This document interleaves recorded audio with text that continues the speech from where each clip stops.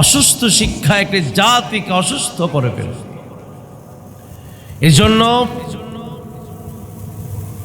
আমাদের ইসলাম ধর্ম শিক্ষাকে ফরজ করে দিয়েছেন।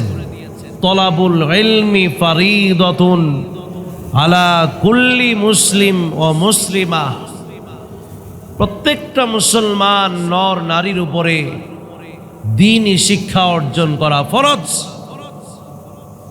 এই যে আমরা এখানে বসেছি, দ্বীনি শিক্ষা অর্জন করার জন্য এখানে বসেছি।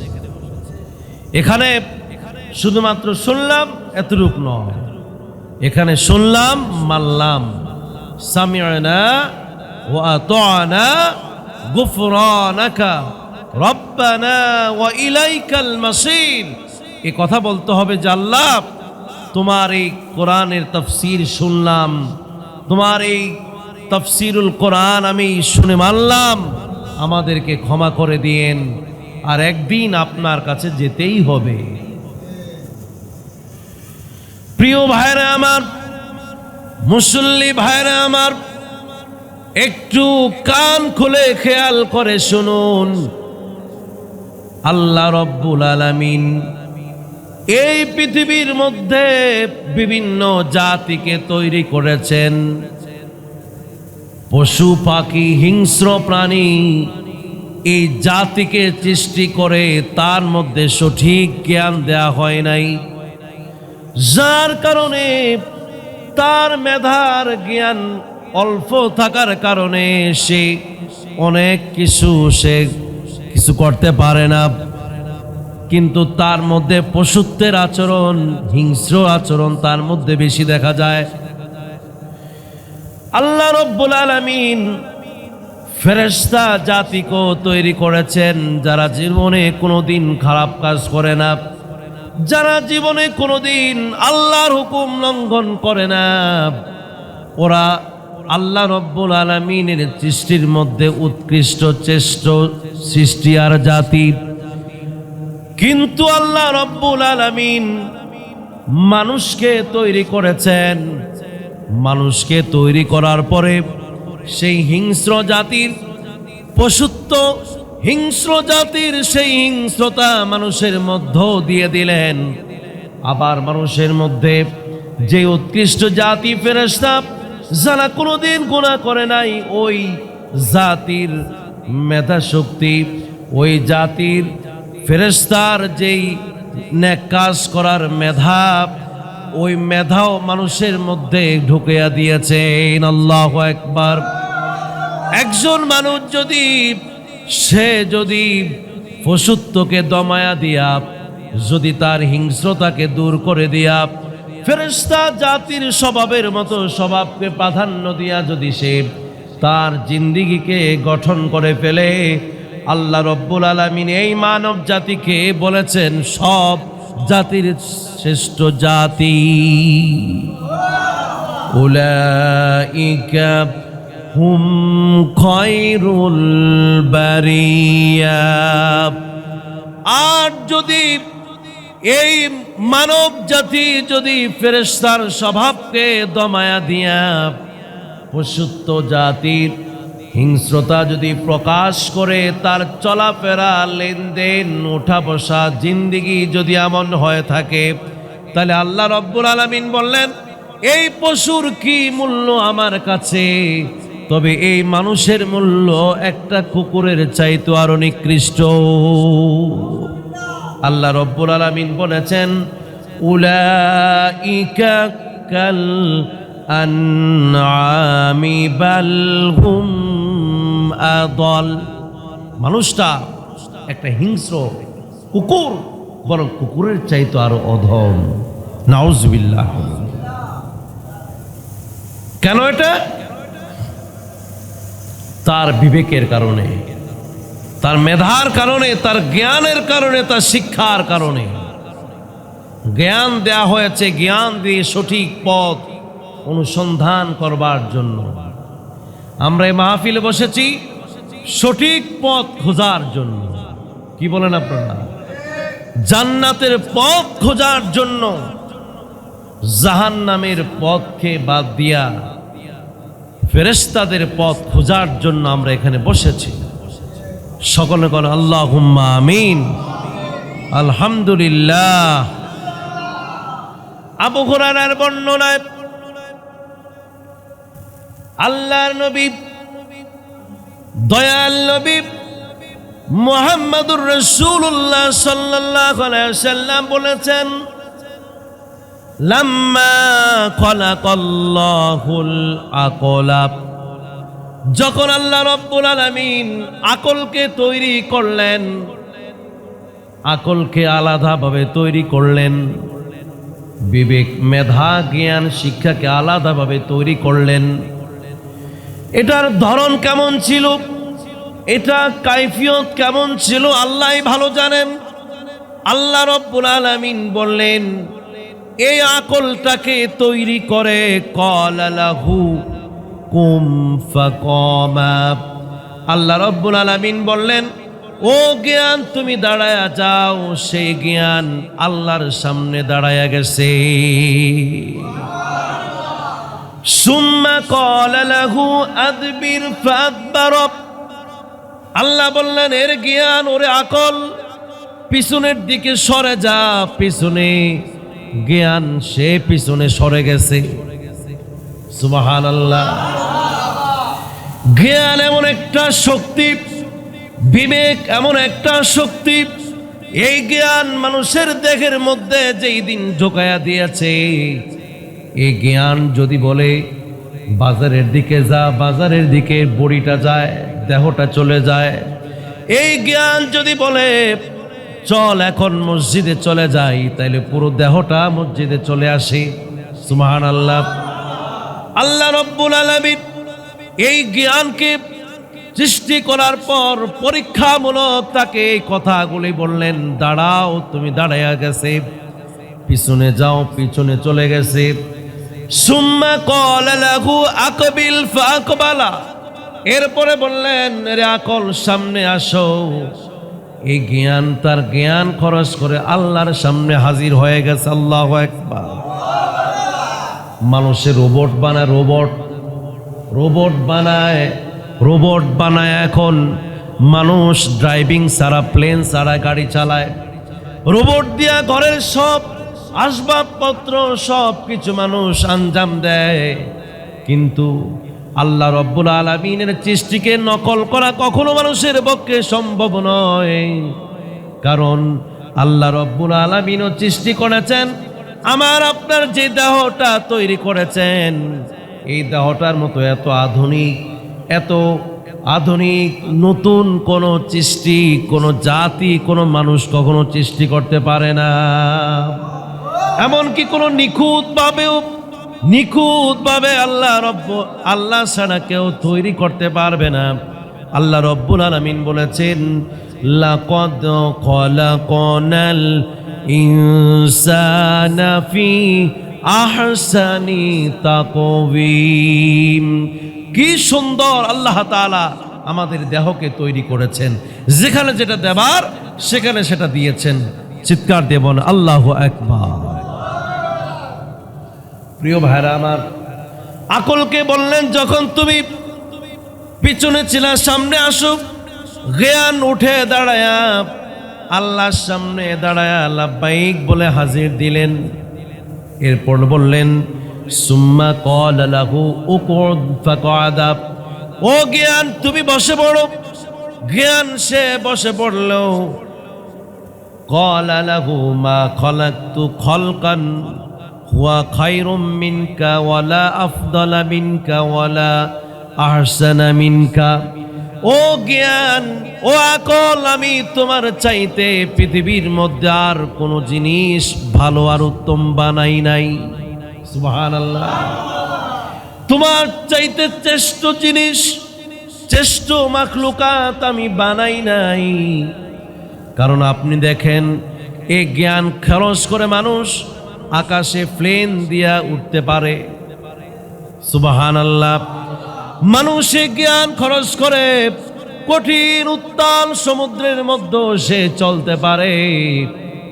মানুষ এখন যন্ত্র আবিষ্কার করে জ্ঞানের মাধ্যমে মানুষ খরচ করে আজ মানুষ সেই বন জঙ্গলের মধ্যে থাকে না, মানুষ মাটি খোদাই করে সেখানে ঘর বানিয়ে থাকে না, বরং এখন মানুষ এত আধুনিক হয়ে গিয়েছে, মানুষ পাকা ঘর করে, টাইলস বানায়, বিভিন্ন উন্নত মানের পাথর দিয়া, এসি দিয়া, তারপরে বিভিন্ন বিদ্যুতের মাধ্যমে আজ সুখ অবলম্বন করে।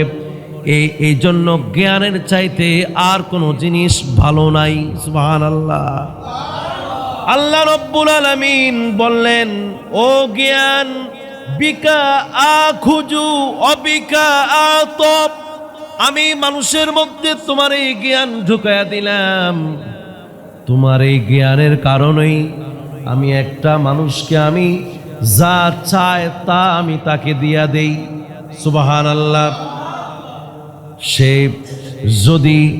সে যদি ভালো কাজ করে ভালোটা আমি তার প্রতিদান দেই, আর যদি খারাপ কাজ করে তাইলে আমি তাকে পাকড়াও করি। কেন? জ্ঞানের কারণে। জ্ঞানের কারণে আজ জ্ঞান খরচ করে আমরা এই মাহফিলে উপস্থিত হয়েছি। এটা কি সওয়াব না গুনাহ? তাহলে সওয়াব পাইলাম কেন? জ্ঞানের কারণে। সুবহানাল্লাহ। এই জ্ঞানের কারণে আজকে সওয়াবের জায়গায়, নেকের জায়গায় আমরা বসতে পেরেছি। আবার কেউ কেউ এই জ্ঞান দিয়ে বিভিন্ন জায়গায় আড্ডায়, অলসতায় আছে। এই জন্য আল্লাহ রাব্বুল আলামিন বললেন, ওয়াবিকা উরিফু ওয়াবিকা উআতিবু ওয়াবিকা সাওয়াবু আলাইকাল ইকাব। জ্ঞানের কারণেই আমি আল্লাহ রাব্বুল আলামিন সওয়াব দেই, আবার জ্ঞানের কারণেই মানুষকে আমি আযাব দেই। মানুষের জ্ঞান, এই জন্য জ্ঞানকে সঠিক জ্ঞান অর্জন করা আল্লাহর হাবিব বলেছেন ফরজ, এটা কোনো সুন্নত মুস্তাহাব না। এবার আপনাকে আমি একটু জিজ্ঞেস করি, আমরা যারা এখানে আছি, আমি যদি বলি যাই ভাই কোরআন শরীফের এক পাতা একটু পড়েন দেখি, কতজনে দেখবেন মানে 100-এ 100 ফেল, কবে যে আমার জীবনে যা কিছু আছে এর চাইতে কঠিন হলো এই কোরআন শরীফ পড়া। কি করলেন আপনি? আপনার এই জ্ঞান আপনি কোথায় খরচ করলেন? সবচাইতে উত্তম এই জ্ঞান আপনি কি করলেন আমানতের? আপনার জীবনের 16 আনি মিথ্যা, 16 আনি বৃথা। আপনারা ওই গল্পটা জানেন, এক জ্ঞানী গুণী, আপনার জ্ঞানী মানুষ, একজন বিজ্ঞানী উঠছে আপনার নৌকায়। কোথায়? নৌকার মধ্যে মাঝি ছাড়া আর কেউই নাই, মাঝি আর ওই জ্ঞানী বুদ্ধিজীবী। কি জীবী? বুদ্ধিজীবী। এর বুদ্ধির ঠেলায় বসাও যায় না। নৌকা ছাড়লো, নৌকা ছাড়ার পরে মাঝিকে জিজ্ঞেস করে, ভাই মাঝি সাহেব, আপনি কি জানেন ভূগোল মানে কি? ভূগোল? কয় ভাই আমার জীবনে আমি সারা বছর শুধু নৌকাই বাইলাম, কিন্তু ভূগোল টুগুল আমি এগুলি বুঝি না। কয় মাঝি ভাই তোমার জীবনের তো 16 আনা চাইনা নেই মিশা, তুমি কি জানলা পৃথিবীতে আইসা? কয় কতক্ষণ পরে দম ধরে বলে, মাঝি ভাই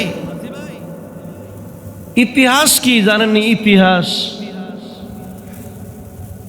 কয় আপনি কি কন? আমি আসলে ইতিহাস জানি না, তবে আমি জানি যে আছে আপনার ফাতিহাস, ইতিহাস আমি জানি না।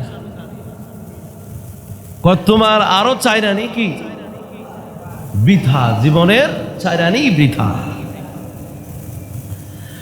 মাঝিকে বললেন, মাঝি রে তুমি কি জানো আকাশে মেঘমালা উঠে কেন? এগুলা কি কেন উঠে? মেঘ উঠে কেন? ওই দেখো আকাশে মেঘ উঠছে। আকাশে কি উঠছে?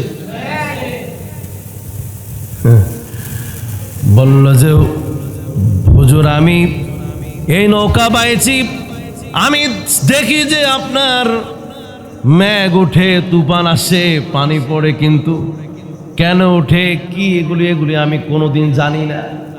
তোর আরো সাইড আনি কি? এ হলো কয়ানি, আর আছে কত? নদী মাঝখানে এখন নৌকা। নৌকা কই?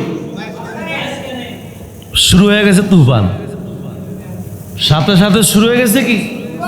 তুফান আর বাতাস। মাঝি জিজ্ঞেস করলেন, ও বুদ্ধিজীবী, ও স্যার, আপনি আমাকে আমার জীবনের 12 আনি বৃথা বলেছেন, আপনি কি সাঁতার জানেননি? কি জানেননি? ভাই আমার জীবনে আমি সব পারি, কিন্তু আমি। মাঝি বলে, বুদ্ধিজীবী, ও স্যার, আপনি আপনার জীবনে কত জ্ঞান আপনি অর্জন করলেন, সাঁতারের জ্ঞানটা জানলেন না। আমার এই নৌকা এখনোই ডুবে যাবে, তবে আমি সাঁতার কাটটা পারে যাইতে পারবো না ইনশাআল্লাহ।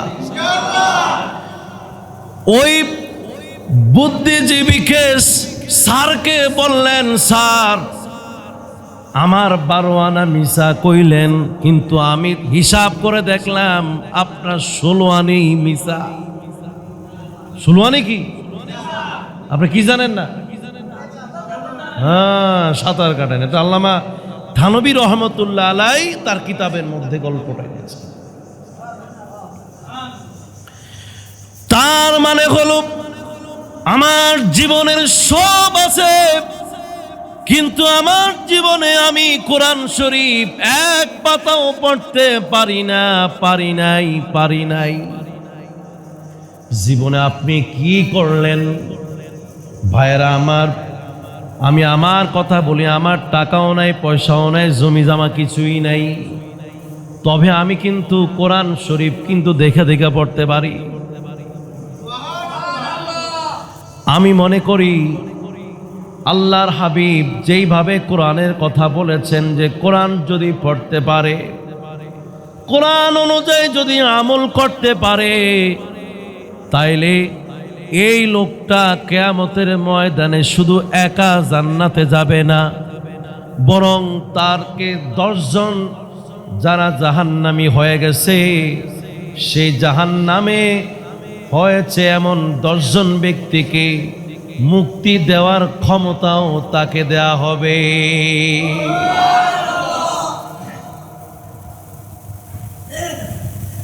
কি করলেন জীবনে? কি করলেন বলেন? কিছুই পারেন নাই। আগে আগে চিঠি আসতো, বিদেশ থেকে চিঠি পাঠাইতো ছেলে, পোস্ট অফিসে ভিড়। এখন পোস্ট অফিসে মাসিও নিও, মাসিও নাই। হ্যাঁ, কারণ চিঠির যুগ আর নাই। ওই চিঠি আসলে সবাই সেখানে দাঁড়িয়ে থাকতো, পিয়নকে বলতো, স্যার চিঠি আইছেন। পরে গিয়া চিঠি আনলো, আনার পরে তো এই চিঠির মধ্যে কি লেখছে ছেলে, হ্যাঁ পারছেনি পড়তে পারছে? পড়তে পারে না তো, গেছে আরেকজনের কাছে। সুবহানাল্লাহ বলেন, এটা আল্লাহর বিধান। ফাসআলু আহলা যিকরি ইন কুনতুম লা তা'লামুন, যদি তোমরা না জানো আরেকজনের কাছে। এটা কার কথা? সেই চিঠির গুরুত্ব দিয়া সে চিঠির কথা জানবার জন্য কি মর্ম লিখেছে, ছেলেটা কি ভালো আছে না খারাপ আছে, ছেলে কি আসলে ভালো আছে না খারাপ আছে, সেটা জানবার জন্য পিয়নের কাছে কয়েক সপ্তাহ পিছনে পিছনে হাঁটলেন। চিঠিটা পাওয়ার পরে আবার আরেকজনের পিছনে হাঁটা শুরু করলেন। কে চিঠিটা পড়তে পারে? তার বাড়িতে গিয়া বৈশা রইলেন আর তার কাছে বললেন, ভাই রে, ভাতিজারে পড়ো, একটু পয়রা শোনাও না, আমার ছেলে আমাকে চিঠির মধ্যে কি লিখেছে। আপনার কাছে আমি বলতে চাই, আমরা কি পরকালে কি একদিন যাব না নাকি? কথা কয় না, যাব নাকি? ওই পরকালে হিসাব নিকাশ যে আমার জন্য হবে, আমাকে কি শাস্তি দিবে নাকি শান্তি দিবে, এই কথাগুলি কোরআন শরীফের মধ্যে দিয়া নবীদের মাধ্যমে আমাদের কাছে কোরআন শরীফটা পাঠাইছে কিনা? এই চিঠিটা পাঠায়া দিয়েছে নবীদের মাধ্যমে। আমার আপনার জীবনটা কেমন হবে, আখিরাতের ময়দানে কি আমার হিসাব নিকাশ কি জান্নাতি হবে নাকি জাহান্নামী হবে, এই চিঠিগুলি কোরআন শরীফের মধ্যে আমার এই চিঠিটা সকলের কাছেই পাঠানো হয়েছে। আমার কাছে যেরকম একটা চিঠি পাঠাইছে, আপনার কাছে ওই রকম একটা চিঠি পাঠাইছে আল্লাহ রব্বুল আলামিন। আপনার কাছেও একটা চিঠি পাঠাইছে, সবার কাছে চিঠি পাঠানো হয়েছে। কোনোদিন কি আপনি দেখেছেন, চিঠিটা খুইলা দেখেছেন কি আপনার জন্য আল্লাহ রব্বুল আলামিন কি লিখে দিয়েছেন? বা আপনি কি কারোর কাছে গিয়া বলছেননি, ভাই একটু বলেন তো চিঠির মধ্যে আমাকে কি বলেছেন আমার মহান আল্লাহ? বলছেন? বলেন নাই। আর সেটা বলার জন্য তাফসীরুল কোরআন মাহফিল। আপনার আল্লাহ আপনার কি কইছে, আপনার নবী আপনাকে কি বলে গেছে সেটা বলার জন্য এখানে ব্যবস্থা করা হয়েছে। আপনি শুনবেন না কেন? ছেলের বিপদ আপদ, সংসারের বিপদ আপদে আপনার কাছে বড় হয়ে গেছে, পরকালে আমাদের জন্য বিপদ নাই? সে বিপদ থেকে উদ্ধারের জন্য আপনাকে কোরআন বলে কি? জিকির করেন লা ইলাহা ইল্লাল্লাহ,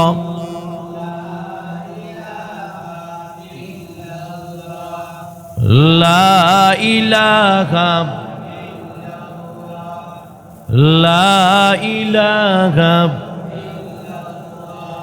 লা ইলাহা ইল্লাল্লাহু মুহাম্মাদুর রাসূলুল্লাহ সাল্লাল্লাহু আলাইহি ওয়াসাল্লাম। কোরআনের এই চিঠি পড়তে শুনতে কি ভালো লাগে? কোরআন একটা চিঠি, বলেন এটা কি? একটা চিঠি আল্লাহর পক্ষ থেকে। কাকে দিছে? বলেন আমাকে। সবাই বলেন কাকে? আমাদের প্রত্যেককেই এই চিঠিটা দেওয়া হয়েছে। খোলো আর পড়ো, আমি আল্লাহ তোমাকে কি চিঠি দিয়েছি। সুবহানাল্লাহ। আল্লাহ রাব্বুল আলামিন বললেন, ওয়ামান আ'রাদা আন যিকরি ফাইন্না লাহু মাঈশাতান দনকা। যারা যেই হোক না কেন, সে যদি এই চিঠি নামক কোরআনকে যদি অবজ্ঞা করে, যদি অবহেলা করে, ফালিয়ে রাখে, আমি আল্লাহ রব্বুল আলামিন তার জীবনটাকে আমি সংকীর্ণ করে দেব, সংকীর্ণ করে দেব। তার জীবনটাকে আমি বৃথায় ফেলিয়ে দেব, তার জীবনে কোনোদিন সফলতা অর্জন করতে পারবে না। বরং ওয়ানাহশুরুহু ইয়াউমাল কিয়ামাতি আ'মা, কিয়ামতের ময়দানে সে অন্ধ হয়ে, দুই চোখ থাকার পরেও সে অন্ধ হয়ে কিয়ামতের ময়দানে সে উঠতে হবে। চোখ আছে কিন্তু দেখবে না, কারণ এই কোরআন দিয়েছে একটু দেখবার জন্য। জীবনে আমরা এই চোখ দিয়া কত কিছুই দেখি না কেন? আপনারা যারা কোরআন পড়তে পারেন না, কোরআন কি আছে এটা কি বুঝেন না?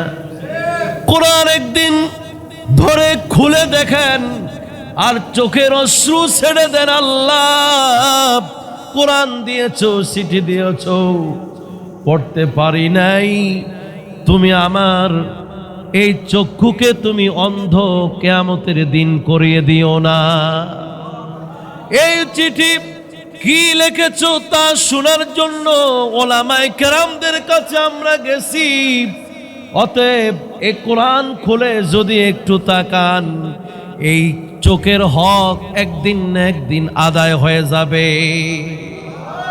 প্রিয় ভাইয়েরা আমার, কোরআন শরীফ দেখলেই মানুষের ডরায়, কোরআন শরীফ দেখলেই ডরায়, কোরআনের কথা শুনলেই ডরায়, ভয় পায়। আর যদি মজা লাগতো, এই চিঠিটা যদি মনে করতো যে আমার, তাইলে প্রত্যেকটা মানুষ এখানে এসে এই চিঠি শোনার জন্য পাগলের মতো বসে থাকতেন। ঠিক কিনা বলেন? আল্লাহ রব্বুল আলামিন বললেন, সেদিন ওই ব্যক্তি যে অন্ধ হয়ে দাঁড়াবে, ওই ব্যক্তি বলবে, ক্বালা রাব্বি লিমা হাশারতানি আ'মা ওয়া ক্বাদ কুনতু বাসীরা। ওগো আল্লাহ, আমাকে কেন অন্ধ বানায়া উঠাইলেন? আমি তো অন্ধ ছিলাম না, আমার চোখের জ্যোতি ছিল, কিন্তু আজকে আমি কেন অন্ধ? কথাটা কি সত্য না মিথ্যা? আল্লাহ রব্বুল আলামিনের এই বাণী সেদিন আল্লাহ রব্বুল আলামিন লক্ষ্য করে বলবে, ক্বালা কাযালিকা আতাতকি আয়াতুনা ফানাসিতাহা ওয়া কাযালিকাল ইয়াউমা তুনসা। আল্লাহ রব্বুল আলামিন সেই সময় এই অন্ধদেরকে ডাক দিয়ে বলবে, অন্ধরা, তোমাদের কাছে আমি আমার চিঠি কোরআন দিয়েছিলাম, আয়াত দিয়েছিলাম, তোমার হাতে কোরআন থাকার পরেও তুমি এই আয়াত দেখাকে, পড়াকে, শোনাকে তুমি ভুলে গিয়েছিলা। আমি আজকে সেদিন তুমি যেইভাবে আমার এই কোরআনকে, চিঠিকে খুইলা দেখো নাই, ভুইলা ছিলা, আমিও আজকে তোমাকে ভুলে গেলাম, তোমার আজকে কোনো নাজাত হবে না। এজন্য ভাইরা আমার, কোরআনের জ্ঞান অর্জন করা ফরজ। কোরআনের জ্ঞান অর্জন করা কি? আল্লাহর হাবিব বলেছেন, উতলুবুল ইলমা ওয়ালাউ কানা বিসসিন। যদি তোমার এই জ্ঞান অর্জন করতে চীন দেশও যাওয়া লাগে, তুমি সেই দেশে যাও, সেই দেশে গিয়েও এই কোরআনের জ্ঞান তুমি অর্জন করো। এই কথা দ্বারা এটা বোঝানো হয়েছে, যদি তোমার কষ্ট হয়, তোমার জীবনকে যদি তুমি ধন্য করতে চাও, তাইলে এই কোরআনের জ্ঞান তোমাকে অর্জন করতেই হবে, তোমাকে শিখতেই হবে। সুবহানাল্লাহ। ভাইরা আমার, কোরআন শরীফ মুখস্থ আপনারা পারেন, কুল হুয়াল্লাহ, কুল আউযু বিফালাক, কুল আউযু বিরাব্বিন নাস, আলহামদু সূরা পারেন কিনা? এটাও তো কোরআন। এই কোরআন পড়েন, এই কোরআন পড়তে হবে, এটা কোরআনের জ্ঞান। আর যদি আপনার অন্য কোরআন যদি আপনি না পড়তে পারেন, কোরআন শুনেন, ভিডিওর মধ্যে এখন পাওয়া যায়, অডিওর মধ্যে পাওয়া যায়। হুজুর যদি আপনি না পান, অডিও ভিডিও দেখে দেখে আপনি কোরআন শুনেন, কোরআনের মহব্বত রাখেন, আপনার এই জ্ঞানের কারণে আল্লাহ রব্বুল আলামিন জান্নাত দিতে পারে। প্রিয় ভাইয়েরা আমার, যারা কোরআন শুনে, যারা কোরআন পড়ে, তাদের মধ্যে আল্লাহর ভয় থাকে বেশি। কি বলেন আপনারা? আল্লাহর ভয় বেশি থাকে।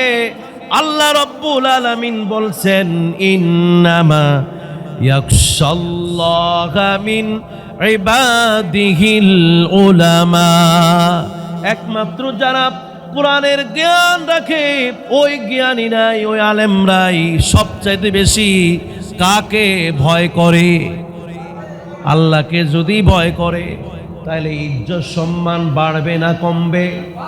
আল্লাহ তাআলা বলছে, ইয়ারফাউল্লাহুল্লাযীনা আমানু মিনকুম ওয়াল্লাযীনা উতুল ইলমা দারাজাত, যাদের কাছে জ্ঞান রয়েছে আল্লাহ ওয়াদা করলেন তার ইজ্জত সম্মান আমি নিজে বাড়ায়া দেব। ফেরেশতা জাতিকে তৈরি করেছিলেন, ফেরেশতাদেরকে যখন পরামর্শ করলেন, ফেরেশতারা আমি পৃথিবীতে মানুষ সৃষ্টি করতে চাই, বলছিল কিনা? ইন্নী জাইলুন ফিল আরদি খলিফা, আমি খলিফা সৃষ্টি করতে চাই। তারা বাধা দিয়েছিলেন, তারা বলেছিলেন, ওয়ানাহনু নুসাব্বিহু বিহামদিকা ওয়া নুকদ্দিসু লাক, আমরাই তো আপনার গুণগান গাই। বরং এরা গিয়া আতাজালু ফিহা মান ইউফসিদু ফিহা ওয়া ইয়াসফিকুদ দিমা, তারা গিয়ে মারামারি করবে, কাটাকাটি করবে, ইত্যাদি করবে। আপনি জাতি তৈরি করেন না। আল্লাহ বলছিলেন, ইন্নী আলামু মা লা তা'লামুন, আমি যা জানি তোমরা তা জানো না। এই যে এখানে এলেমের কথা, আমার যে এলেম আছে তোমাদের সেই এলেম। আদমকে সৃষ্টি করে আল্লাহ তাআলা যত পৃথিবীর এলেম ছিল সব এলেম এই 3.5 হাত বড়ির মধ্যে ঢুকাইয়া দিলেন। ফেরেশতাদেরকে ডাকলেন, এদিকে আসো। সব ফেরেশতারা আসলেন, আর মানুষের মধ্য থেকে মাত্র একজনকে, নাম কি? আদম, বাবা আদম। সবার কি নাম? একা শুধু বাবা আদম আসতে আল্লাহ বললেন, ইয়া আদম আম্বিউহুম বিআসমাইহিম, ফালাম্মা আম্বাআহুম বিআসমাইহিম, বলো তোমার এই জ্ঞান দিয়ে বলো, এই যা আছে এলেমের কথা সব আদম আলাইহিস সালাম ফেরেশতাদের সামনে আল্লাহর কাছে সব প্রশ্নের জবাব তিনি দিয়ে দিয়েছেন।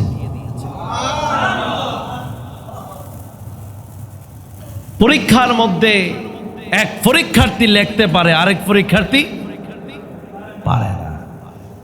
পাস কে ফেল কে এরা সহজ বলতে পারে না। যে লিখতে পারে সেই তো পাস। আর যদি 100 জন পরীক্ষার্থী এর মধ্যে একজনও লিখতে পারে আর বাকিরা সব লিখতে পারে না, সবাই কি ফেল। এখানে আদম আলাইহিস সালাম শুধু জ্ঞান দিয়ে, এলেম দিয়ে, আল্লাহ প্রদত্ত এলেমের মাধ্যমে এই আদম আলাইহিস সালাম সমস্ত ফেরেশতাদেরকে ফেল করে নিজেকে আল্লাহ রব্বুল আলামিনের কাছে পাস করে দিয়েছেন। ইজ্জত পাবে কে? কি ইজ্জত পাবে কে? পাইব কে? মানুষ। আদম পাবে সম্মান। এজন্য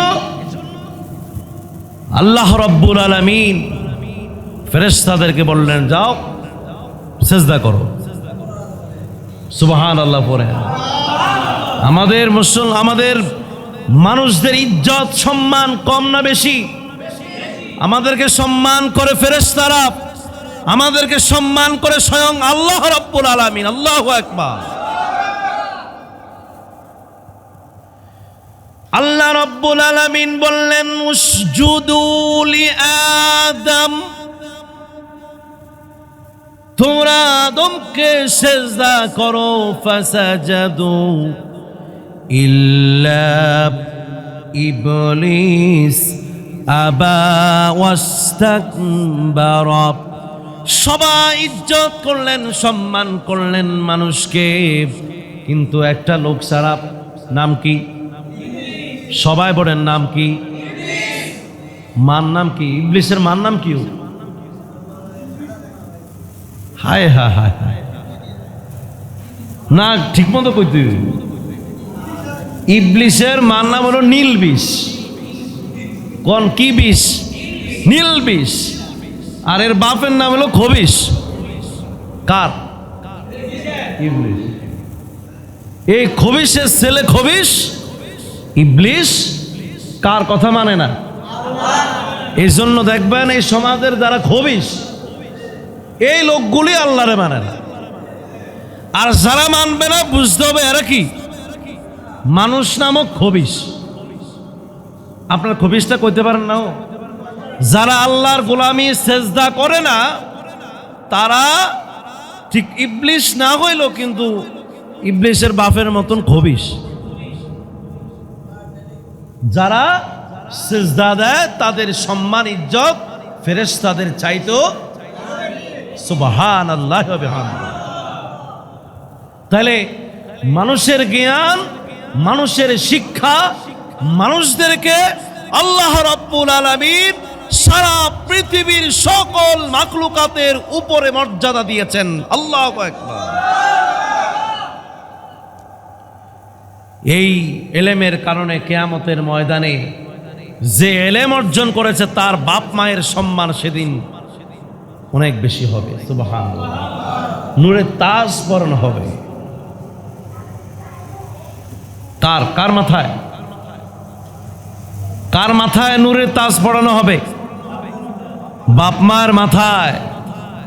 যে এলেম অর্জন করেছে, এলেম শিখতে গেছে, এলেম শুনেছে, কোরআনের এলেম। কিসের এলেম বলেন? কোরআনের এলেম। তাইলে একজন মানুষকে অসাধারণ করে ফেলে মানুষের এলেম, মানুষের জ্ঞান। এটা তো বুঝছেন? এ কথা তো বুঝছেন নাকি? এবার আসেন প্রিয় ভাইরা আমার, ফেরাউনের বাড়িতে রাজ দরবারে যখন, কথা কেন না, ফেরাউনের দরবারে মূসা আলাইহিস সালামকে যখন শিশু নবীকে নিয়ে উপঢৌকনের পুরস্কারের ব্যবস্থা করলেন, পুরস্কার দেয়া হলো, উপহার দেয়া হলো, কিন্তু যখন ফেরাউনের দাড়ি ধরে টান মারলেন আর গালের মধ্যে যখন থাপ্পড় মারলেন, তখন সে ভাবলেন যে আসলে এই সন্তান সাধারণ সন্তান নয়, বরং এটা আমার দুশমন। সবাই জল্লাদকে ডাক দিলেন, জমাই করা হবে। কিন্তু ফেরাউনের স্ত্রী মূসা নবীকে বাঁচানোর জন্য তিনি কৌশল করলেন, বললেন যে পরীক্ষা করা হোক। সেই পরীক্ষায় এক খণ্ড হীরক আর এক খণ্ড আগুনের কুণ্ডিলা দেয়া হয়েছিল। এতটুক কালকে বলছিলাম না? সেই পরীক্ষায়, আল্লাহর পরীক্ষায় মূসা নবী নিজেও উত্তীর্ণ হয়ে গেছে। সুবহানাল্লাহ। কারণ সে যখন পরীক্ষা দিতে গেছে তখন কোন দিকে গেছে? কোন দিকে? স্বর্ণের দিকে, ভালোর দিকে। এই পথ দিয়ে গেলেন, মানে হলো তিনি আল্লাহর পরীক্ষাও কি হয়ে গেলেন? উত্তীর্ণ হয়ে গেলেন। আবার সেখানে গিয়ে হাত বাড়াইয়া দিলেন আগুনের দিকে, আর সেখানে হিকমত করে মুসলমানদেরকেও সেদিন কল্লা কাটা থেকে মুসলিম জাতিকে উত্তীর্ণ করে দিয়েছেন। সুবহানাল্লাহ। কারণ একজনের কারণে আজকে কল্লা যেত হাজার হাজার মুসলমানের, ঠিক কিনা? কিন্তু সেই আগুনের কয়লা মুখের মধ্যে নেওয়ার পরে এই জিহ্বা পুড়ে গিয়েছিল, যার কারণে বড় হয়ে স্পষ্ট ভাষায় তিনি কথা বলতে পারতেন না। ফিরআউনের স্ত্রী বিবি আসিয়া তিনি দেখলেন পরিস্থিতি ভিন্ন দিকে যাচ্ছে। যতই পরীক্ষা করি না কেন কিন্তু আমার এই সন্তান কলিজার টুকরা, যদিও তার সন্তান না, নিজে সন্তান দাবি করলেন, কলিজার টুকরা দাবি করলেন। এই কলিজার টুকরা নয়নের মণি, এই সন্তানকে বাঁচাতে হবে, এই জন্য প্রস্তাব করলেন, ও মুসার ধাত্রী মা, তুমি তোমার কাছে সন্তানটা রেখে দাও। সুবহানাল্লাহ। তোমার কাছেই বড় হোক, বড় হলে তারপরে তোমার কাছে আমি নিয়ে আসব। বিবি আসিয়া দেখলেন, যদি ফেরাউন যদি তাকে যদি নাও মেরে, তারপরও এই ছোট্ট শিশুকে যে শিক্ষা দীক্ষা দিবে, এটা হলো ফেরাউনের শিক্ষা দিবে। কিসের শিক্ষা? ফেরাউনের শিক্ষা দিবে, শিক্ষানীতি তাকে মুখস্থ করতে হবে। আর বিবি আসিয়া দেখলেন, যদি মুসার ধাত্রী মায়ের কাছে যদি তাকে দেয়া হয়, তাইলে মায়ের কাছে যে শিক্ষাটা পাবে, ওই শিক্ষাটা হলো আল্লাহ প্রদত্ত ইউসুফ আলাইহিস সালামের দ্বীনের শিক্ষা। আল্লাহু আকবার। একজন সন্তান তার মায়ের কাছেই শিক্ষা পায়, মায়ের কাছেই শিক্ষা পায়, সে শিক্ষাটা যদি সুশিক্ষা হয়, তাইলে তো আর কোনো চিন্তা নাই। চিন্তা আছে নাকি? আর যদি বড় ঘর থেকেই যদি কুশিক্ষা পায়া, ফেরাউনি শিক্ষা পায়া যদি বড় হয়, তাইলে বড় হলে বিপদ আছে নাকি নাই? আপনারা তো বুঝেন নাকি? এই কথাটা কিন্তু বুঝেন যে শিক্ষা সন্তানদেরকে ভালো শিক্ষা দিলে ভালো হবে, খারাপ শিক্ষা দিলে কি হবে? কিন্তু বুঝার পরে তো আমরা এই কাজ করি, যার কারণে আমাদের সন্তানগুলি আদব কায়দা হয় না। সব সন্তানগুলি এখন বেয়াদব হয়ে যেতেছে। হয়নিও না? এটা মিথ্যা কথা। মুরব্বীদেরকে সম্মান করে না, আদব নাই, লেহাজ নাই, পোশাক নাই, আশাক নাই। তাহলে এই সন্তানগুলি খারাপ হচ্ছে কেন? তার মানে হলো, আল্লাহর হাবিব একটা কথা বলেছেন, قال النبي صلى الله عليه وسلم ما من مولود إلا يولد على الفطرة। সব সন্তান মুসলমান হয়েই জন্মায়, ভালো হয়েই জন্মায়, তবে ফাআবাওয়াহু ইউহাব্বিদানিহি আও ইউনাসসিরানিহি আও ইউমাজ্জিসানিহি। বাবা মায়ের শিক্ষার কারণে এই সন্তান হয় খ্রিস্টান হয়ে যায়, না হয় ইহুদি হয়ে যায়, না হয় মূর্তি পূজক হয়ে যায়, না হয় খারাপ হয়ে যায়। এর জন্য দায়ী হলো বাবা মায়ের শিক্ষা। ঠিক কিনা বলেন? বিবি আসিয়া চাচ্ছেন এই সন্তান যেন মায়ের কাছেই থেকে ইসলামী শিক্ষা শিখেই যেন আমার ছেলে বড় হয়, ভালো হয়। বিবি আসিয়া জানতেন ফেরাউন ভালো না, ফেরাউন যে খোদার কথা বলে এটাও কিন্তু ভালো না, ফেরাউনের নীতি ভালো না, ফেরাউনের শিক্ষানীতিও ভালো না, অর্থনীতিও ভালো না, রাজনীতিও ভালো না, তার লেনদেনও ভালো না। সুতরাং এক ডাকাইতের সন্তান ডাকাইত হোক, এটা আমি চাই না। এক ডাকাইত চায় আমার সন্তানটা ভালো হয়ে যাক। এই জন্য আল্লাহর হাবিব বলেছেন, একজন সন্তান কি হবে এটার দায় ভার একমাত্র তার বাবা মায়ের কাছে। সুবহানাল্লাহ। আমরা মুসলমান কিনা? আপনারা একটু আমার সাথে কথা বলতে হবে। আমরা কি? আমরা মুসলমান। অতএব মুসলমানের ঘরের মধ্যে শিক্ষা দীক্ষা চাল চলনের নিয়ম আছে না নাই? সেটা অন্য জাতির মতো না। প্রিয় ভাইয়ের আমার, ধর্ম মানুষদেরকে যেই যেভাবে শাসন করে, কিসে? ধর্ম। অন্য কোনো রাষ্ট্রীয় আইন বলেন বা আন্তর্জাতিক আইন বলেন, ওই রকম শাসন কেউ করতে পারে না। সুবহানাল্লাহ বলতে হবে। আমাদেরকে একমাত্র শাসন আমাদের ধর্ম আমাদেরকে করতে পারে সবচেয়ে বেশি, ঠিক কিনা বলেন? অনেক সময় আমরা রাষ্ট্রীয় আইন আমরা লঙ্ঘন করি, কিন্তু ধর্মীয় আইনকে, অনুশাসনকে আমরা লঙ্ঘন করতে একটু চিন্তা ভাবনা। আপনার মাথা নাড়েন কেন? কথা বলেন। তাহলে ধর্মীয় শাসন, ধর্মীয় আইন একটি জাতিকে, যদি রাষ্ট্র খারাপও হয়ে যায়, যদি একটি রাষ্ট্র কুপুরি রাষ্ট্রীয় হয়, তারপরেও ধর্ম মানুষদেরকে অনুশাসন করে শাসায়া একটি জাতিকে সোনালী জাতিতে পরিণত করতে পারে কিনা বলেন? এজন্য প্রিয় ভাইরা আমার, ধর্মীয় শিক্ষা দেওয়া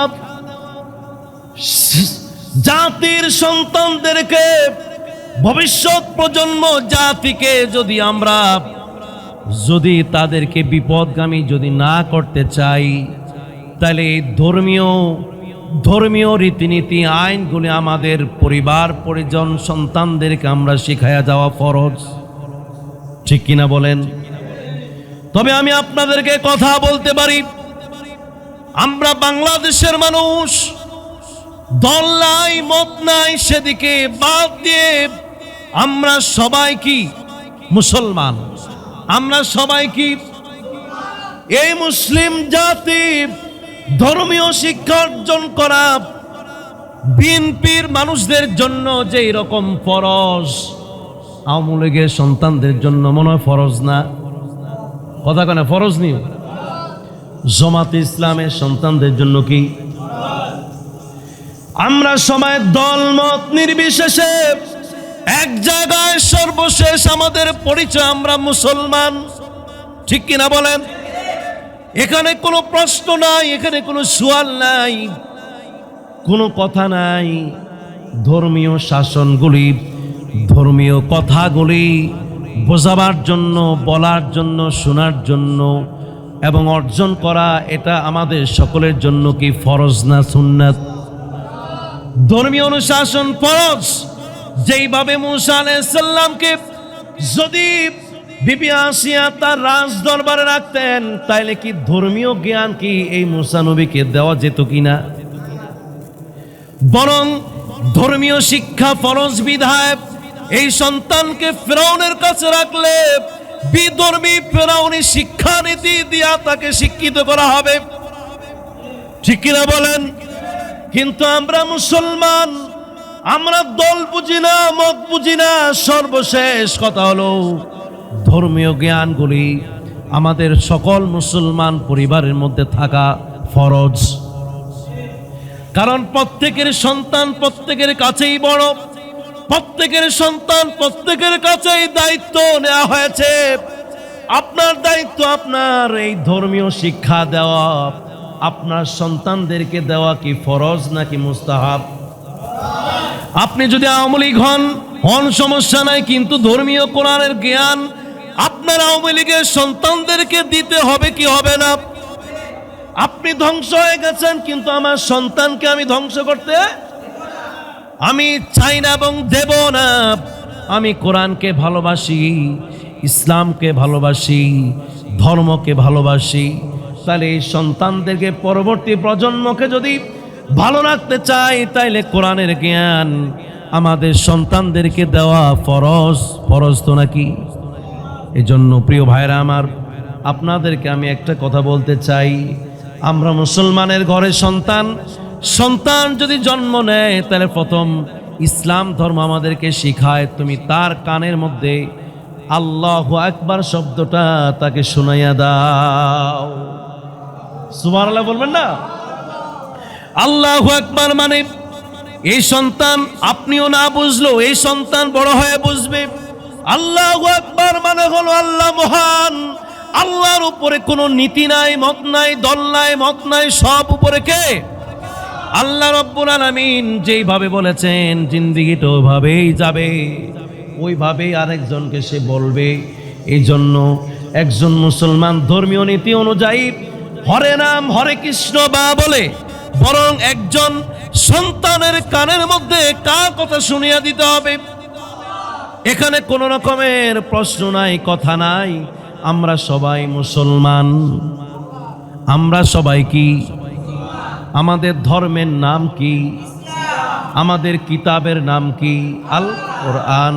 এই জন্য ভাইয়েরা আমার, এই কোরআনের জ্ঞান যদি আপনি না দেন, যদি আপনি কোরআনের কথা যদি না বলেন, আর যদি আপনি কোরআনের কথা যদি বাধা দেন, বিচার আল্লাহ রাব্বুল আলামিনের কাছে আছে না নাই? আমি একটু আগে বলেছিলাম, আপনার চক্ষু অন্ধ হয়ে যাবে, আপনার কান্ন শক্তি বধির হয়ে যাবে, আপনার মুখ বন্ধ হয়ে যাবে। কিন্তু যদি আপনি কোরআনের কথা যদি বলতে গিয়ে কার্পণ্য করেন, কোরআনের ব্যাপারে যদি হিংসা করেন, বিদ্বেষ রাখেন, শত্রুতা রাখেন, তাইলে আল্লাহ রাব্বুল আলামিন আপনার বিচার করবে কি করবে না?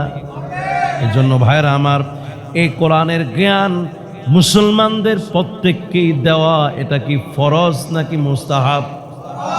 সবাই বলেন কি এটা? ফরজ। তাহলে আজ থেকে প্রতিজ্ঞা করব, যেখানে কোরআনের কথা হয়, যেখানে আল্লাহর কথা হয়, সেখানে আমরা ভালোবেসে ঝাঁপিয়ে পড়বো ইনশাআল্লাহ। কোনো হিংসা নেই এখানে। রাজি আছেন তো? কোরআনের কথা হবে, আল্লাহর কথা হবে, আমরা সেখানে আছি। রাজি আছেন? আর যেখানে শয়তানের কথা হবে, ইবলিস যেভাবে দুর্বৃত্ত হয়েছে, আমরা সেখানে নাই। আমরা কি ইবলিসের সাথে? আমরা আদমের সাথে, আমরা কোরআনের সাথে, আমরা ইসলামের সাথে, আমরা আল্লাহর সাথে, আল্লাহ রাসূলের সাথে আমরা থাকবো ইনশাআল্লাহ। আর যদি কেউ এর ব্যতিক্রম করে, মুনাফিকি হবে। কি বলেন আপনারা? মুনাফিকি হবে তো? আমরা চাই আমরা এই দেশ, আমাদের এই দেশ কোরআনের দেশ হবে ইনশাআল্লাহ। আমাদের একটু পরিবর্তনের প্রয়োজন। আপনি বিএনপি কোনো সমস্যা, কিন্তু বিএনপির আপনি সমাবেশের মধ্যে রাজনীতি নেতারা কোরআন শরীফ পড়ুক, সমস্যা আছে? ওই লোক যদি আলহামদুলিল্লাহ সূরার দিকে ডাকে, আমরা কি যাব না? কথা কয় নাকি যাব না? একজন আওয়ামী লীগ সেও যদি বলে আমি কোরআনের কথা বলবো, কোরআনের দিন কায়েম করবো, তাহলে আমি সেখানে যাব না। কারণ আমার এই দিনের প্রতি আমার ভালোবাসা আছে না নাই? কথাটা আছে। অতএব যেখানে কোরআন সেখানে আমরা, যেখানে ইসলাম সেখানে আমরা, এখানে কোনো দল মত হিংসা বিদ্বেষ নাই। রাজি আছেন? নারে তাকবীর। আল্লাহ কবুল করুন। তাহলে মূসা আলাইহিস সালামকে যদি ফিরাউনের ঘরের মধ্যে রাখতেন, তাহলে কিন্তু বড় হইলে শেষ হয়ে যেত। যেভাবে আমাদের সন্তানগুলোকে আমরা নিজ হাতে জবাই করে দিচ্ছি, আমাদের সন্তানদেরকে নিজ হাতে জবাই করে দিয়েছি। নিজে যেভাবে কোরআন জানি না, আমার সন্তানকে আমি জানালাম না। আমি তো ব্যর্থ, আমি তো ব্যর্থ, আল্লাহর ব্যর্থ বান্দা। তাহলে যা ভুল করেছি আর ভুল করব। রাজি আছেন? কাকে ভালোবাসবেন? কোন কিতাবকে ভালোবাসবেন? কোন ধর্মকে ভালোবাসবেন? দিল দিয়ে ভালোবাসবেন? হৃদয় দিয়ে কি ভালোবাসতে রাজি? আল্লাহ তাআলা কবুল করুন। তাহলে ইসলাম ধর্মে শিক্ষা হলো, প্রথমেই সন্তান জন্মাইলে, ছেলে হোক মেয়ে হোক, এক কানে আজান, ডান কানে আজান, বাম কানে ইকামত। এখানে একটু ভুল আমাদের ব্যাখ্যা আছে। সেটা হলো যে হুজুর একজন আইনা ঘরের বাইরে গিয়ে আজান দেয়। কোথায়? সন্তান হলে আজান দেয় কই? আরে ভাই বাইরে কইছে কি? কইছে কি? সামনে না, কানও কানে। কি ও কানের মধ্যে না কইছে? ডাইন কানে আজান না ডান দিকে? ডান কানের মধ্যে, কানের মধ্যে পৌঁছান মিয়া। আপনি বাইরে দিলে শুনবো না, গাড়ির আওয়াজ আসে, আপনার গানের আওয়াজ আসে, মানুষের চিল্লাচিল্লির আওয়াজ আসে। কোন আওয়াজ যায় সেটা কি বলতে পারে? এর জন্য সাথে সাথে কোলে নিয়ে আপনি আজান দিতে হলে যে কানে ধরতে হবে এমন না তো। বলা আছে কানে ধরে না, আছে কানের ভিতরে ঢুকে দিতে হবে। কান ধরতে হবে না, কানের ভিতরে ঢুকাইয়া দিতে হবে। কোলে নেন, ডান কানের মধ্যে আপনি বসে পড়েন, দাঁড়িয়ে পড়েন, আজানের বাক্য হলেই তো চলছে নাকি? তাহলে কানের মধ্যে পৌঁছায়া দিব।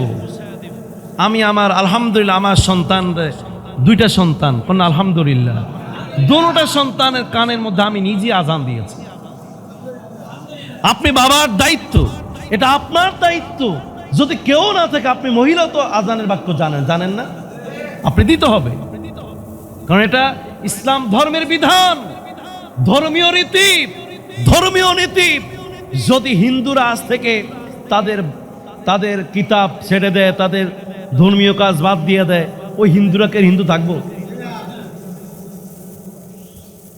ঠিক এইভাবে আমরাও যদি ইসলামের রীতিনীতি বাদ দিয়ে দিই, আমগো ইসলাম কি থাকবে? এই জন্য প্রত্যেকটা ধর্মের লোকের তাদের ধর্মের রীতিনীতিগুলোকে এমনভাবে খামছে ধরে আঁকড়ে ধরতে হবে যে এর বাইরে আর কোনো কথা, আর কোনো মত, আর কোনো রীতি, আর কোনো নীতি আমার জন্য অবলম্বন করা হারাম, হারাম, হারাম। ঠিক কিনা বলেন? নাম রাখা, আমরা মুসলমান, নাম হবে মুসলমানি নাম। ঠিক কিনা? কোন আজে বাজে কোনো নাম রাখা হারাম, যাবে না, মানে হারাম। যদি আপনি নাম না রাখতে পারেন, রাসূলুল্লাহর কাছে অসংখ্য সাহাবায়ে কেরামদের সন্তানদেরকে কোলে এনে রাসূলুল্লাহর কোলে দিতেন। সুবহানাল্লাহ, কি ভক্তি, কি শ্রদ্ধা করতেন রাসূলুল্লাহ, তাহানিক করাতেন। রাসূলুল্লাহ নিজেও তার নাতিদের কানের মধ্যে আজান দিয়েছেন। সুবহানাল্লাহ। নাম যদি না রাখতে পারেন, ওলামায়ে কেরাম রয়েছেন, ওলামায়ে কেরামকে আপনাকে দুশমন নাই, কথা কিন্তু বুঝা বলতে হবে। ওলামায়ে কেরামকে দুশমন আপনাদের আপন লোক। ওলামায়ে কেরাম আমরা আপনাদের আপন লোক। আমি ওই দিন বলেছিলাম, এই বাজারের অনেক ব্যবসায়ী আছে, ব্যবসা করে, ব্যবসার ফর্মুলা আমাকে বলে না, পাক ফকরের কথা বলে না, বলবেও না, কারণ সে চায় একা একা ব্যবসা করে লাভবান হতে। ঠিক কিনা কোন?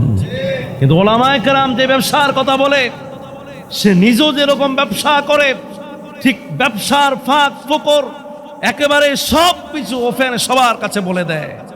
সে মনে করে আমার এই সব আপন লোক, আমি একা জান্নাতে কেন যাব? আমি চাই, আমি সবাইকে নিয়ে জান্নাতে যেতে চাই। আল্লাহু আকবার।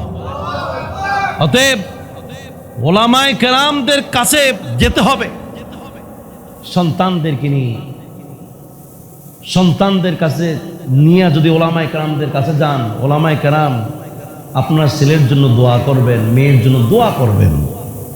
ঠিক কিনা? নিজে নিজে একা একা আপনার চালাকি করে নাম রাখে, ফারথুনাতুর রেবা। আমাদের মাদ্রাসায় একটা মেয়ের নাম রাখছে ফারথুনাতুর রেবা। তো এটা কি নাম? রেবা। ফারথুনা এটা হলো আর বাংলা, আর রেবা অর্থ হলো সুদ। রেবা অর্থ কি? সুদ আছে না, সুদ। তাহলে সুদের প্রার্থনা একজন মানুষের নাম রাখছে।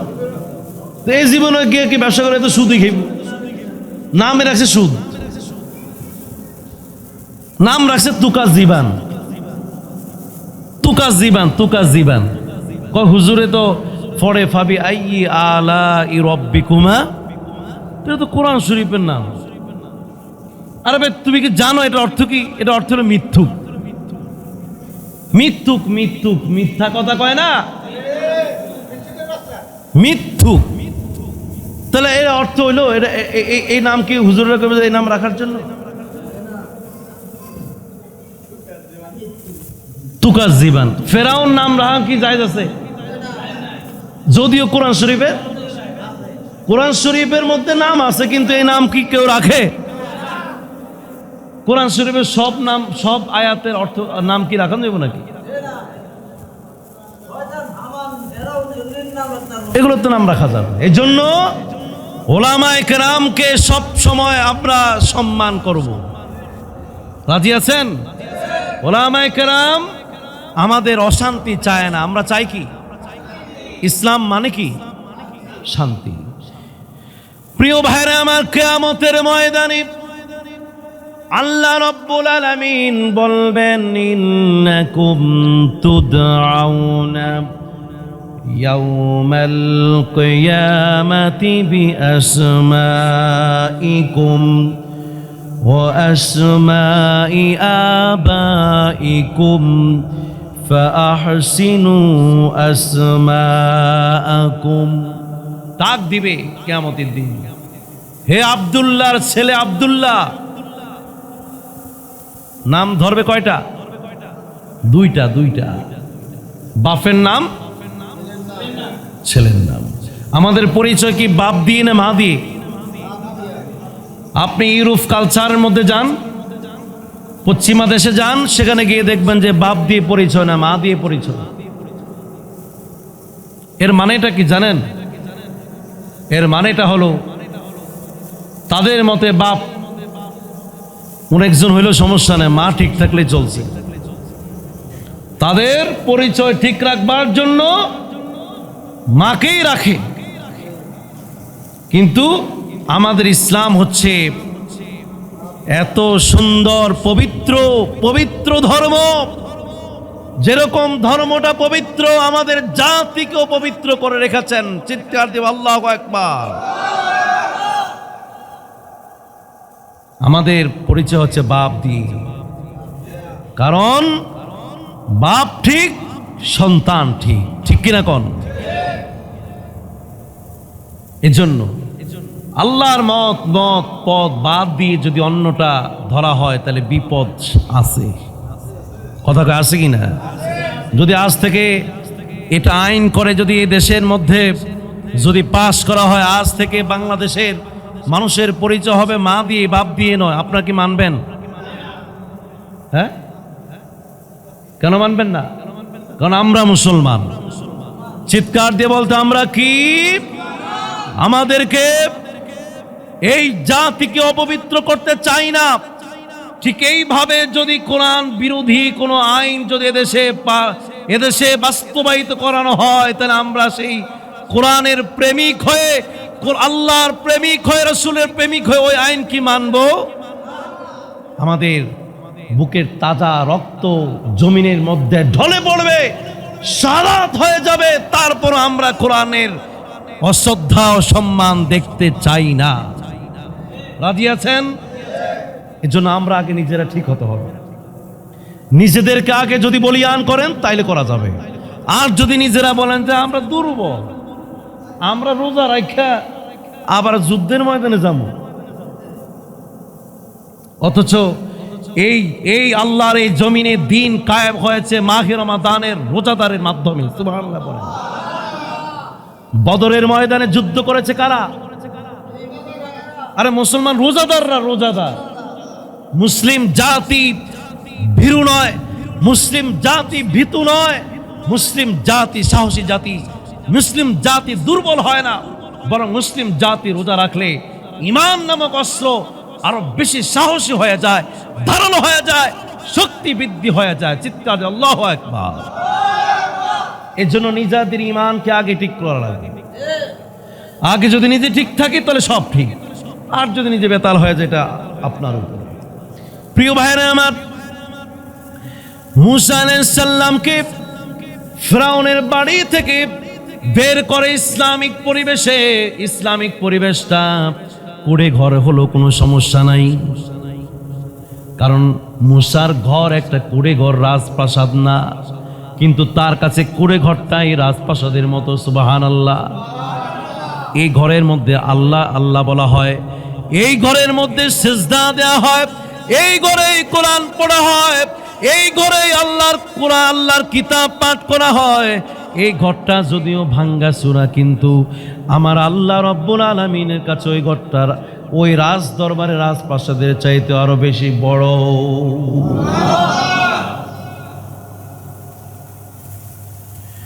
এই কুড়ি ঘরে থেকে মুসার নাম মুসা রাখা হয়েছে।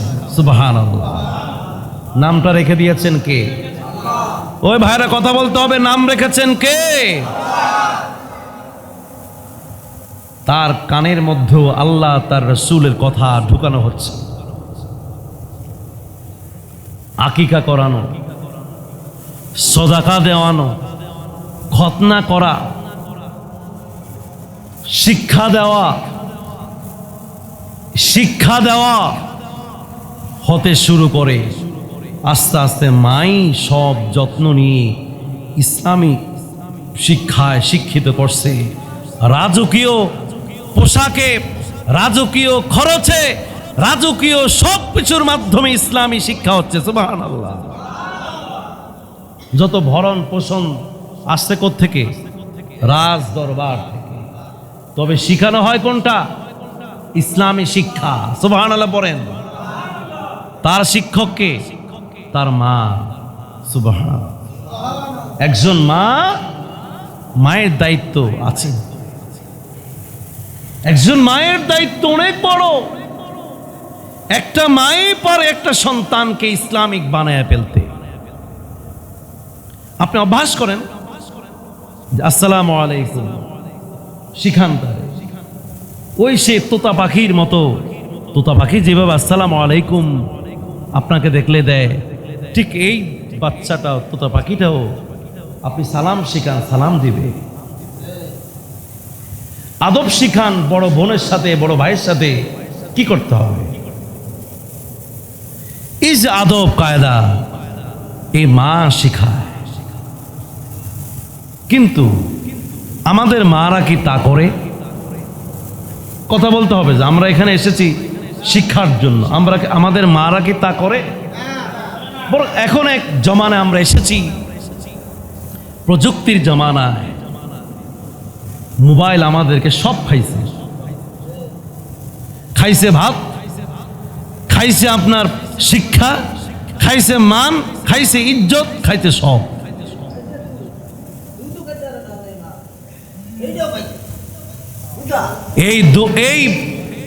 এই প্রযুক্তির প্রতি মাও যেরকম উজাড় হয়ে উজাড় করে দিয়েছে, ওই সন্তান বসে বসে একা একা কি করবে? সেও কি করে? মোবাইল দেখে। সে দেখতেছে যে তার মাও মোবাইল চায়। তো আমিও তো ওই জাতিরই, বুঝলেন? আমি তো ওই জাতি, তাইলে তো আমিও সেই কার মতো? আমার মায়ের মতোই তো হবে। সে মাও মোবাইল চায়, আমিও চাই। বিড়াল যদি, ছাগল যদি, আপনার ছাগল না, যদি বাঘের বাচ্চা যদি ছাগলের কাছে লালিত পালিত হয়, কিসের বাচ্চা? আর না, বাঘের বাচ্চা। বাঘের বাচ্চা যদি ছাগলের কাছে লালিত পালিত হয়, বাঘের দুধ না খায় যদি কিসের দুধ খায়? এই বাঘ কি বাঘ থাকবো না? ছাগলের দুধ।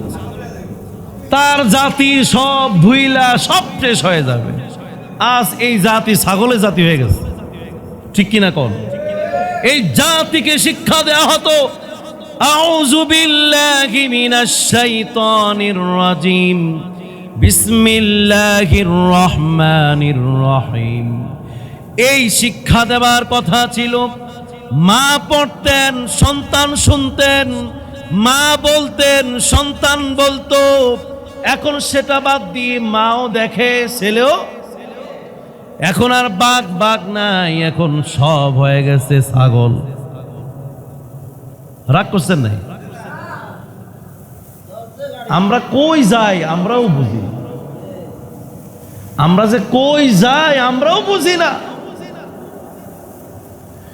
মুসা আলাইহিস সালামের মা কি মোবাইল চাইতো নাকি? নাটক নাটিকা, ছবি দিয়ে এগুলি কি নাটক নাটিকা, এগুলো কি দেখতো নাকি? পোলা ফাইন এখন মাও দেয় টিকটক, পোলা হয়নো দেয় টিকটক, বাইর করে সব ওইদিকে। সব জাতি নষ্ট হয়ে যেতে, দুর্বল হয়ে যেতে।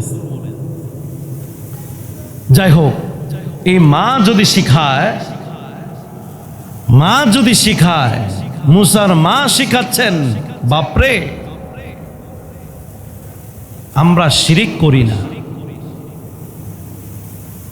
কি করি না? কিন্তু ফেরাউনের ঘরে থাকলে ফেরাউন কইতে আমরা কি করি? কথা কয় না, কি করি? কিন্তু মুসার মা বলছে যে আমরা শিরিক করি না, আমাদের খোদা, আমাদের সৃষ্টিকর্তা, আমাদের খালেক, আমাদের মালিক ফেরাউন না, কে? চিৎকার দেব আল্লাহু আকবার।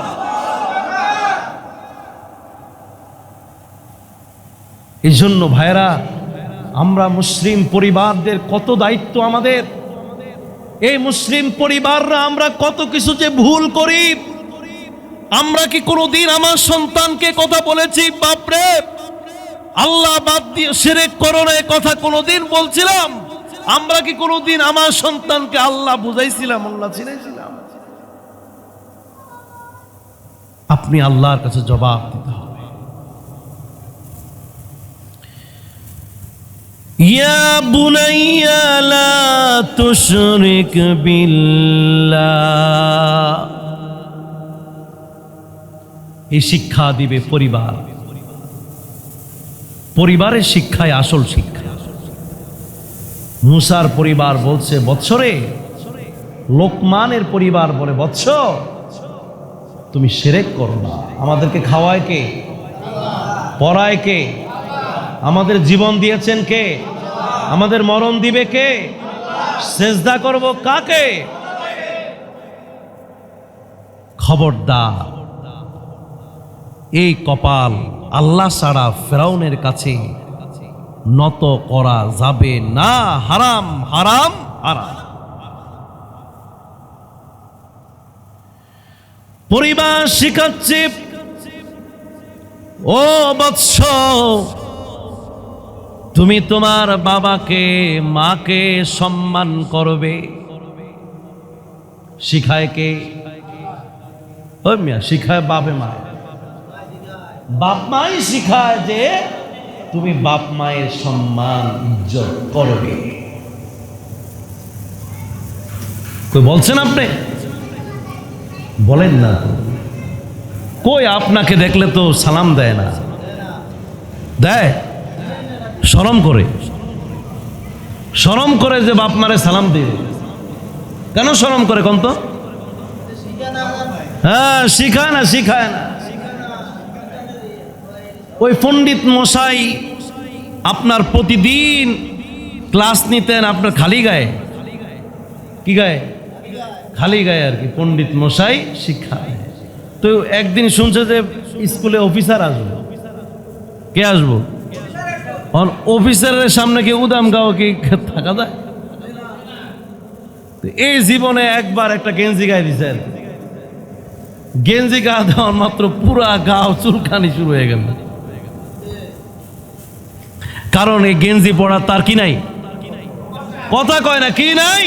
অভ্যাস। আপনাকে শ্রদ্ধা করবে কেন? আপনার সন্তান আপনাকে সম্মান করবে কেন? আপনি তো সালাম তাকে শিখান না। এই জন্য এই ছেলে আপনাকে সম্মান করে সালামও কি করলেন? মুসার মা শিখায় যে তুমি সালাম দিতে হবে।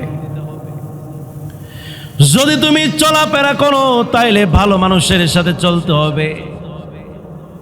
জীবনে যা করো, তুমি যদি গোপন গিয়েও করো, তারপরও এর খবর জানেন কে? শস্যা পরিমাণ, একটা সরিষা পরিমাণ যদি কোনো ন্যায় বা অন্যায় করো, ও সন্তান বৎসরে, আল্লাহ রব্বুল আলামিন সব দেখেন, জানেন, মুখস্থ করে দিতে হবে।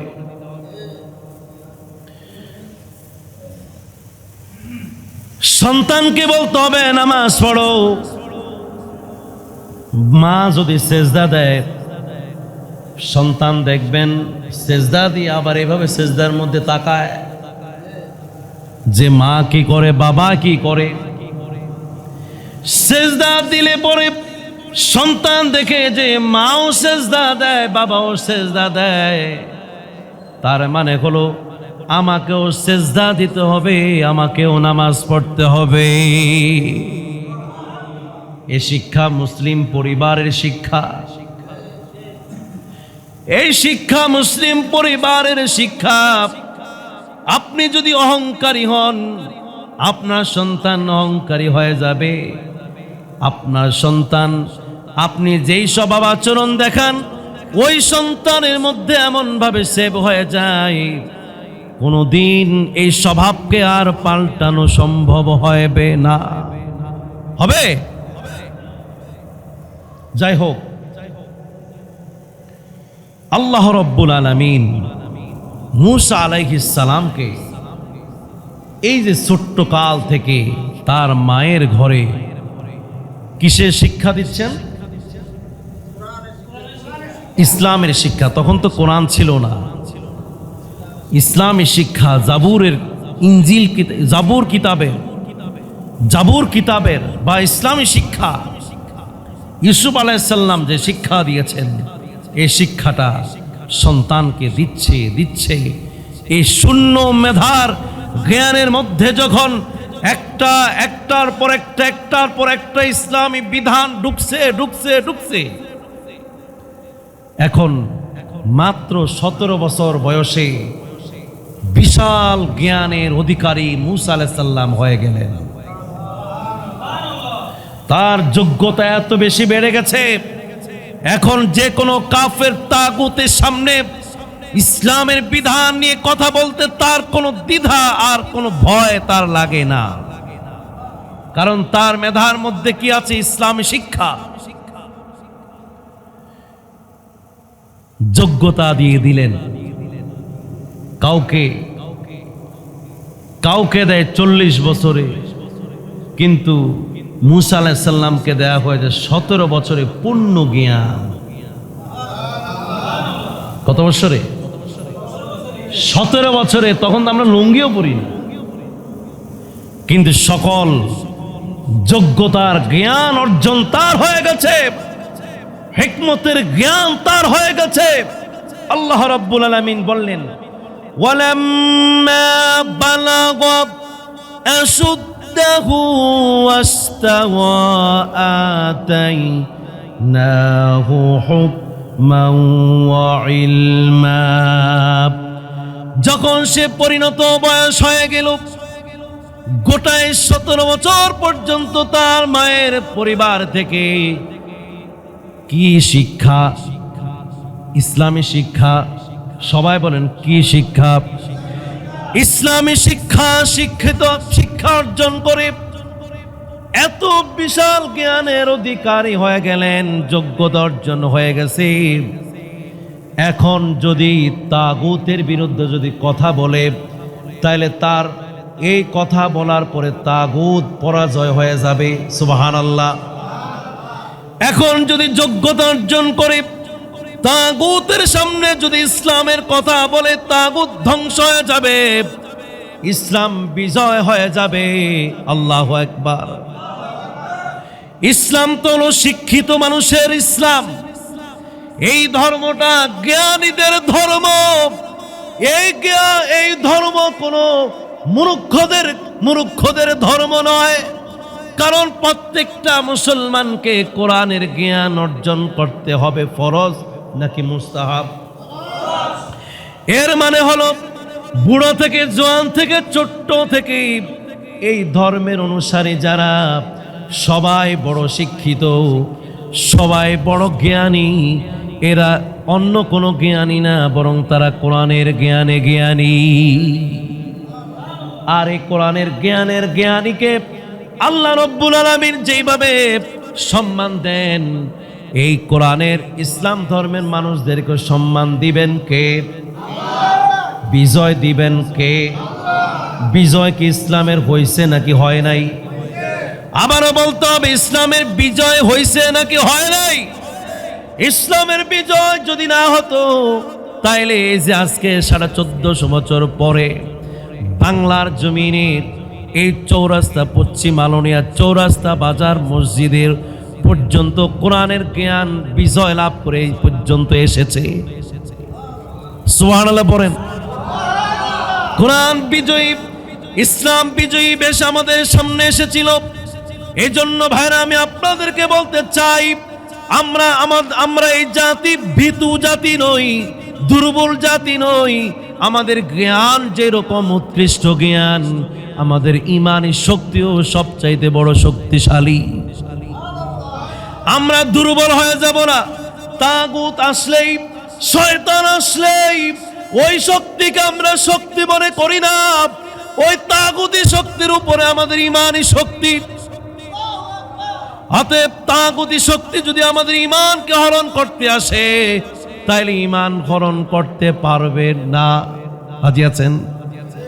যদি ইবলিস শয়তান দাওয়াত নিয়ে আসে, যদি ইবলিস শয়তানের দোসররাও যদি তাগুতের দাওয়াত নিয়ে আসে, আর যদি আবু জাহেল আবু লাহাবের দ্বীনের অনুসারী লোকগুলি যদি দাওয়াত নিয়ে আসে, ইসলাম ছাড়া যদি সেকুলারিজম অথবা সমাজনীতি অথবা অন্য কোনো নীতি নিয়ে যদি আমাদের সামনে আসে, আমরা কি ওই নীতির সামনে ইসলামী নীতিকে কি বিজয় করতে পারবো নি? ওই শক্তি কি আমাদের আছে? কই আছে? দেখো আছে, কথা কোন আছে? আপনি কি চান যে আমাদেরকে তাগুত খেয়ে ফেলুক, পরিবার ধ্বংস করুক, সমাজ যেভাবে নষ্ট হয়ে গেছে? আমরা কি এরকম সমাজ নষ্ট দেখতে চাই? চুরি দেখতে চাই? ডাকাতি দেখতে চাই? কোন কোরআনের ডাকাত কি এরকম আছে যে ডাকাতি করছে? অতএব আমরা কল্যাণের দিকে আসি। আল্লাহ পাক আমাদের ইজ্জত বাড়ায়া দিবেন ইনশাআল্লাহ। ফেরাউনের ইজ্জত বাড়ে নাকি মুসার ইজ্জত বাড়ে? মুসা নবীর ইজ্জত বাড়তেছে কোরআনের, আল্লাহর কিতাবের জ্ঞানের মাধ্যমে। কিন্তু ফেরাউনের জ্ঞানের মাধ্যমে ফেরাউন আস্তে দিন দিন ধ্বংস হয়ে যাচ্ছে। ঠিক কিনা বলেন? এবার আপনি বুঝেন কোরআনের জ্ঞান, কোরআন শিক্ষা আপনাকে করতে হবে কিনা, পরিবারের মধ্যে আপনাকে কোরআনের জ্ঞান অর্জন করতে হবে কিনা আপনি একটু চিন্তা করেন। আর আজকে ঘুম কিভাবে হয় আমি দেখব। যদি বলেন যে এই জিন্দেগি আছে আর কি, খামু দামু চামু চলে যাবো, তাইলে আপনার কোনো দায়িত্ব নাই। যদি এরকম মনে করেন তাহলে কোনো লাভ নাই। এর জন্য ভাইরা প্রত্যেকের পরিবারের ব্যাপারে সচেতন থাকবো। রাজি আছেন?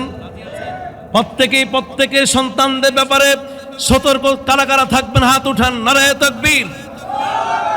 আমি আপনাদেরকে বলতে চাই, আপনার হাত নামান। যদি আমরা সচেতন থাকতাম, তাইলে আমরা আমাদের এই দেশের মধ্যে ঘটে যাওয়া আসিয়ার মতো নিষ্পাপ শিশুটি ধর্ষণ হতো না।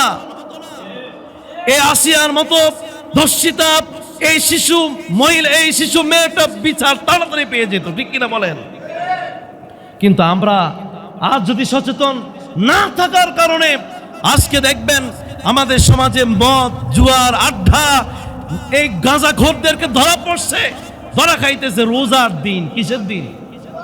রোজার দিনে গাঁজা খায় এখনো, গোজার দিন এখনো বাবা খায়, গোজার দিন এখনো, রোজার দিন এখনো তারা মদের আসক্ত হয়েছে, নারীর দিকে আসক্ত হচ্ছে। তাহলে আমরা সচেতন হলাম কোথায়? এই বিচার কার কাছে দিছি? আল্লাহ পাক আমাদেরকে হেফাজত করুন।